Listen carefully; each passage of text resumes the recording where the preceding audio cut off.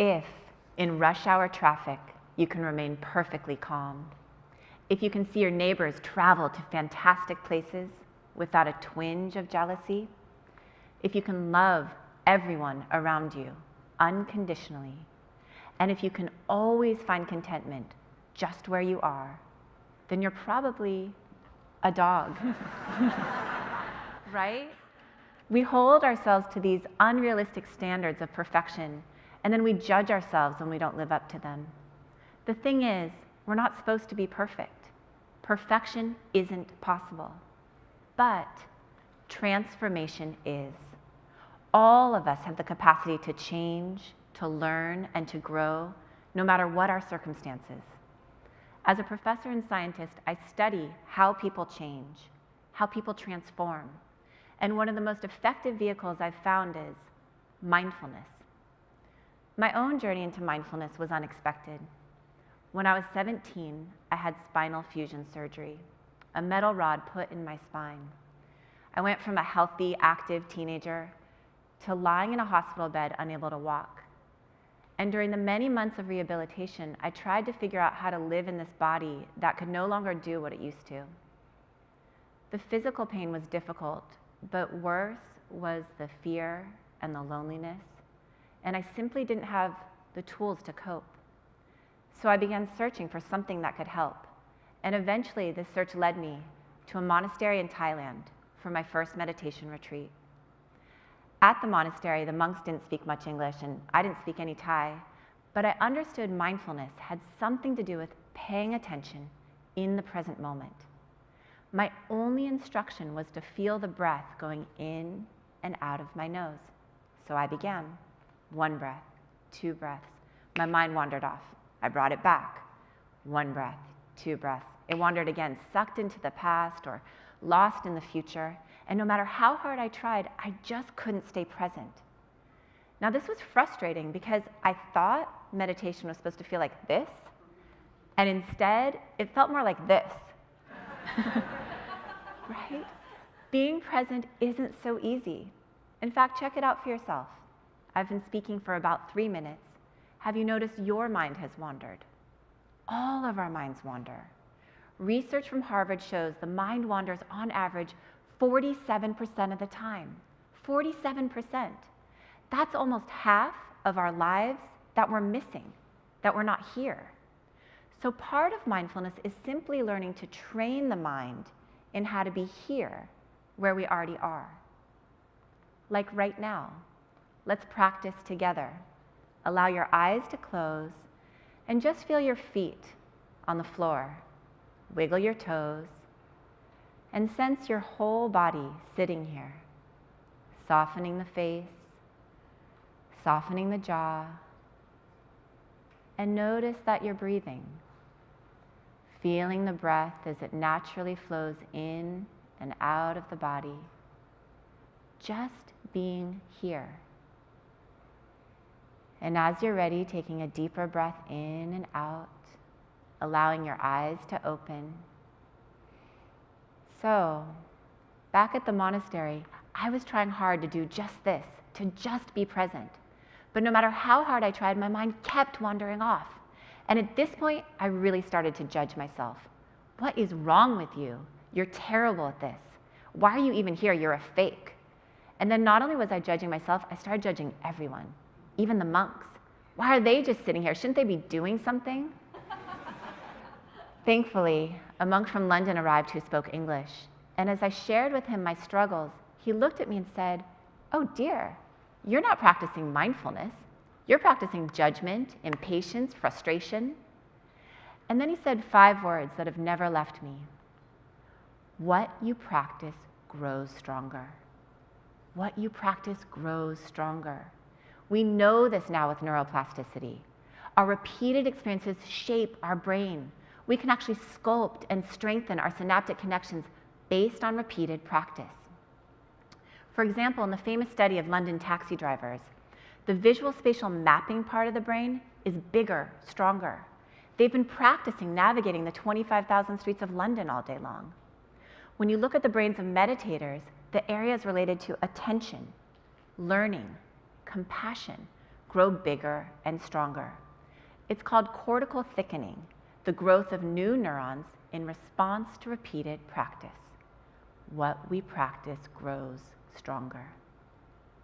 The monk explained to me that if I was meditating with judgment, I was just growing judgment. Meditating with frustration, I'm growing frustration. He helped me understand that mindfulness isn't just about paying attention, it's about how we pay attention, with kindness. He said it's like these loving arms that welcome everything, even the messy, imperfect parts of ourselves. He also pointed out that we're practicing all the time, moment by moment, not just when we're meditating, but in every moment. We're growing something in every moment. So the question really becomes, what do you want to grow? What do you want to practice? When I left Thailand, I wanted to keep practicing mindfulness, and I wanted to understand it scientifically. So I began a PhD program, eventually became a professor, and I've spent the past 20 years investigating the effects of mindfulness across a wide range of populations, including veterans with PTSD, patients with insomnia, women with breast cancer, stressed out college students, high-level business executives, and over, the data showed two key things. First, mindfulness works. It's good for you. It strengthens our immune functioning, it decreases stress, decreases cortisol, helps us sleep better. When we published our first research back in '98, there were only a handful of studies. Now there are thousands of studies showing the beneficial effects of mindfulness. It's good for us. The second thing we learned was quite unexpected. Almost all the people we were working with, regardless of their age, their gender, their background, were talking about the same thing. This underlying sense of, I'm not good enough, I'm not okay, I'm not living this life right. This tremendous self-judgment and shame. And we all know what they were talking about, because shame is universal. All of us feel it. And worse, we have this mistaken belief that if we shame ourselves, if we beat ourselves up, we'll somehow improve. And yet, shame doesn't work. Shame never works. It can't work. Literally, physiologically, it can't work, because when we feel shame, the centers of the brain that have to do with growth and learning shut down. This fMRI shows the brain on shame. What happens is the amygdala triggers a cascade of norepinephrine and cortisol to flood our system, shutting down the learning centers and shuttling our resources to survival pathways. Shame literally robs the brain of the energy it needs to do the work of changing. And worse, when we feel shame, we want to avoid it. So we hide from those parts of ourselves we're ashamed of, the parts that most need our attention. It's just too painful to look at them. So what's the alternative? Kind attention. First, kindness gives us the courage to look at those parts of ourselves we don't want to see. And second, kindness bathes us with dopamine, turning on the learning centers of the brain and giving us the resources we need to change. True and lasting transformation requires kind attention. And the monk's words echoed in my ears. Mindfulness isn't just about attention, it's about kind attention. This attitude of kindness wasn't just a footnote or something nice to have, it was an essential part of the practice. A part of mindfulness that's so often overlooked.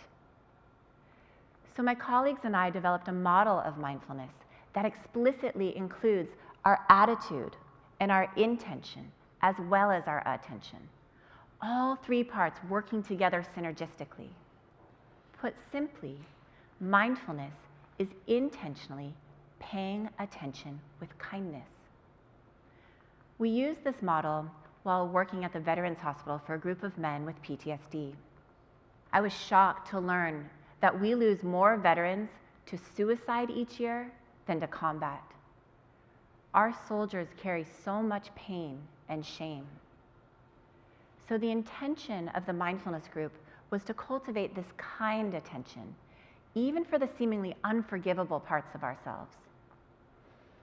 There was one man in the group who never said a word, never looked up. 2 months passed, he seemed unreachable.